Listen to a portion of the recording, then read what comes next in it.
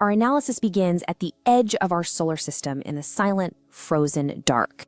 When you picture the cosmos, you probably imagine a gallery of perfect spheres.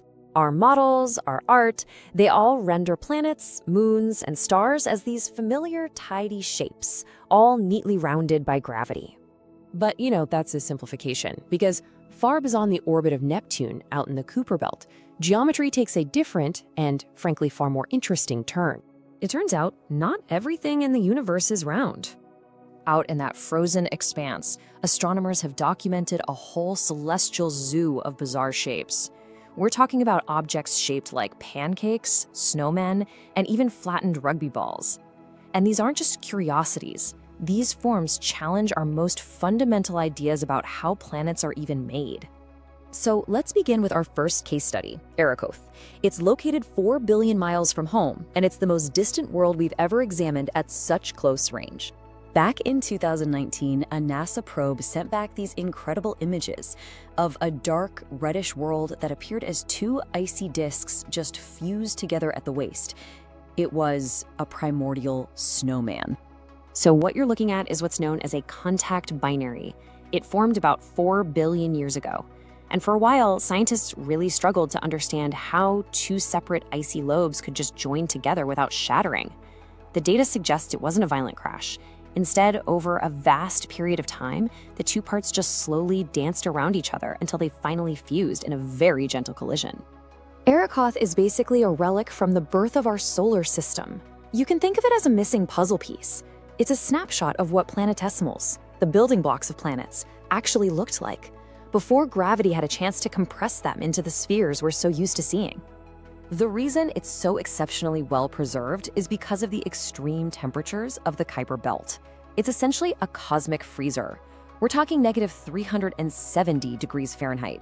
At that temperature, Arrokoth remains chemically unchanged, giving us a perfect map of our primordial cloud.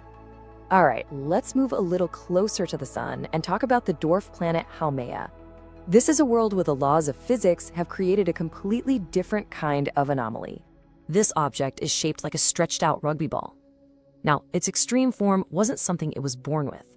Now, it was created as the planet spun through space with such incredible velocity that its outer layers were literally forced to flatten and stretch. It was elongated by speed.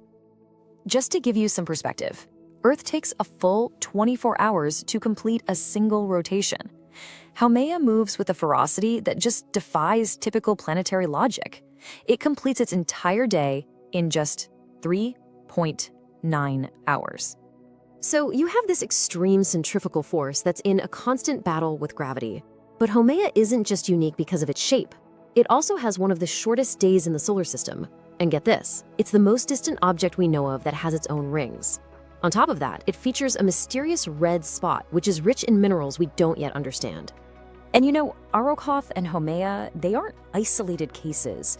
The outer solar system is just full of these anomalies, discoveries that are forcing us to rewrite our models of the universe. Now let's consider a real enigma, an object designated 2002 UX25. It's 650 kilometers wide, which is gigantic for a minor planet. But its mass, well, according to our old models, its mass just shouldn't be possible. It could literally float. Its density is actually lower than liquid water, which suggests it has this highly porous structure filled with massive internal gaps. You could almost think of it as a kind of space sponge. You see, the rule has always been that large objects are compressed by their own gravity, squeezing out any empty space inside. But 2002 UX25 defies this.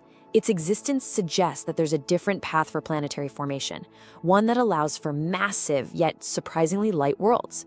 It is changing the rules. And then there's another resident of this dark region, Quawar. This is a minor planet that actually shows evidence of cryovolcanism. This means it still experiences geological activity, erupting an icy slush of methane and ammonia instead of magma.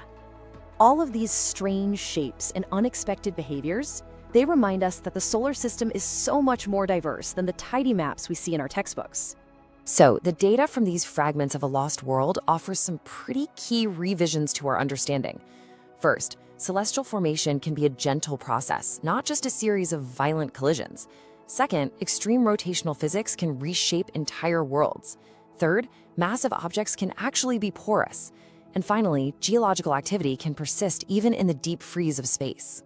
So each discovery serves as a new entry in the archives, but it also raises a pretty fundamental question, doesn't it? What other rules of planetary science are just waiting to be broken at the very edge of our system? We are the guardians of the Stardust Archive, peering through alien eyes at the edge of the system.